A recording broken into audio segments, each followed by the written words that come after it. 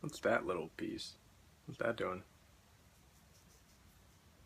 And completely not fixed. Whatever.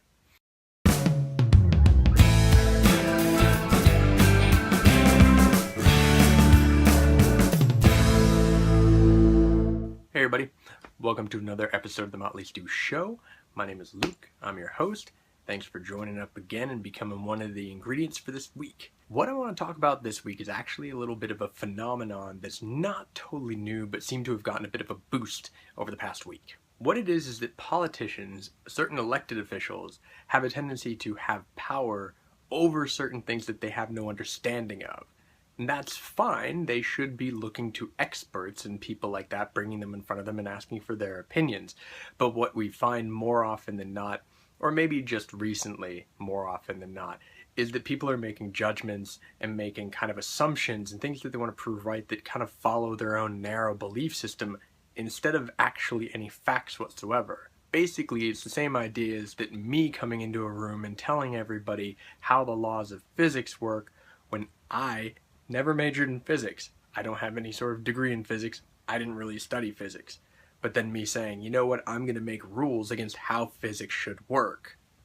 It's not going to fly over very well with people who are actually experts. Before we get into the examples from this week, let's actually take a step back and we'll look at one of the more prominent examples from the recent presidential election run. Now, during the 2012 presidential election, the GOP primary campaign, one of the more outspoken and bombastic candidates was Michelle Bachmann. She would come out and kind of really say things that were kind of off the cuff and just plain crazy a lot of the times. One of the more phenomenal things she did was actually go after Rick Perry, the governor at the time of Texas. The reason why she did that was because he had supported a program that provided young girls with the HPV vaccine. Bachmann attacked him because she believed that that vaccine actually would give girls not only other diseases, but cause mental retardation. Now, not surprisingly, Perry backed down from this very quickly and apologized for the mistake in supporting it, but yet he didn't decide to look into the science of this and find out that Michelle was just speaking completely out of her butt. There is no connection between the HPV virus and mental retardation.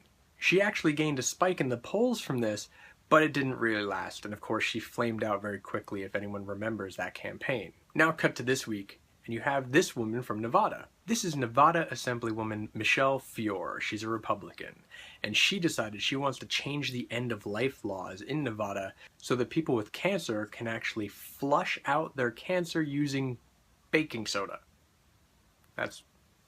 I didn't misspeak there. It's actually baking soda that she says will cure cancer. This stuff. Cancer cure. Who knew? Now, where this fringe belief actually comes from is that sometimes patients who get chemotherapy and their immune systems fall so low, they can develop fungal infections. Now, yes, there might be certain ways that baking soda as part of a mixture of other things can help remove those kind of fungal infections, but it does nothing against the cancer. That actually is not connected at all, and cancer is not a fungus, which is what this woman believes. And this is someone in a seat of power. And then in Idaho, during a House State Affairs Committee, Representative Vito Barbary, he actually asked a doctor that was being questioned at the time whether it was possible that a woman could swallow a very small camera and then have a remote gynecological exam conducted. His line of questioning was that if a woman could take a gynecological exam by swallowing a camera, then a doctor could actually see what state she was in and then prescribe the abortion over the internet. So they were basically saying this was cross-state lines over the internet abortion on demand. And they really didn't want that. These were really pro-life people coming at this point. Small problem.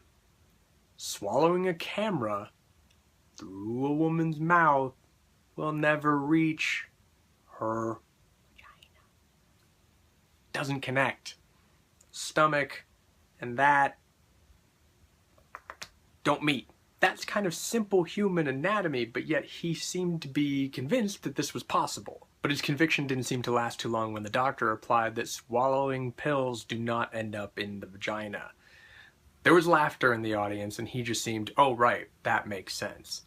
But he was still using his belief system to try to change actual biology. Now, the reason I bring this up this week is because I think we've seen too many times in the past, and I don't think it's going to be the last time we see these things happen, The politicians are using their beliefs from whatever system to help guide legislation that they want to see go in a certain way, without actually checking the facts of that. They just want to see things come together the way that they want them.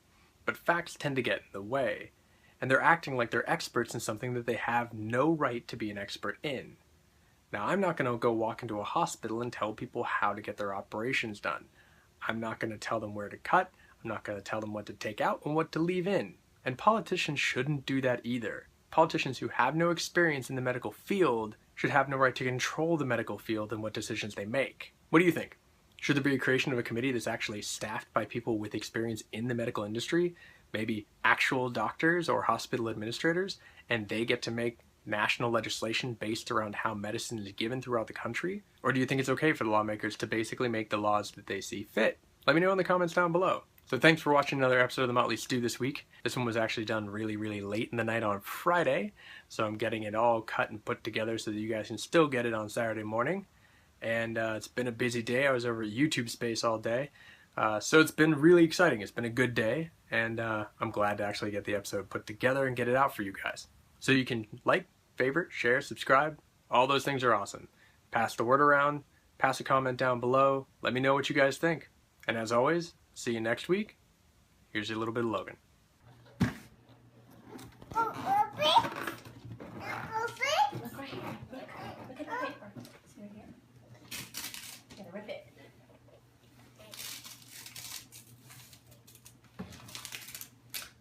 Pull.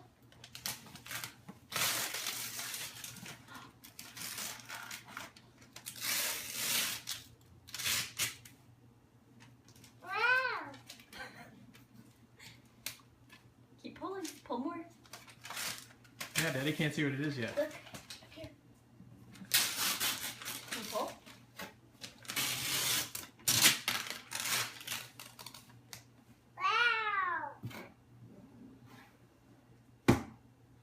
You gonna keep unwrapping? Pull it. Tear it.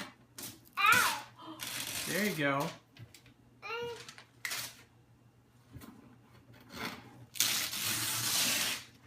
Oh, what is that? Like, I'm actually asking a question. What is that? It's a walker. Okay. I have no idea what it is.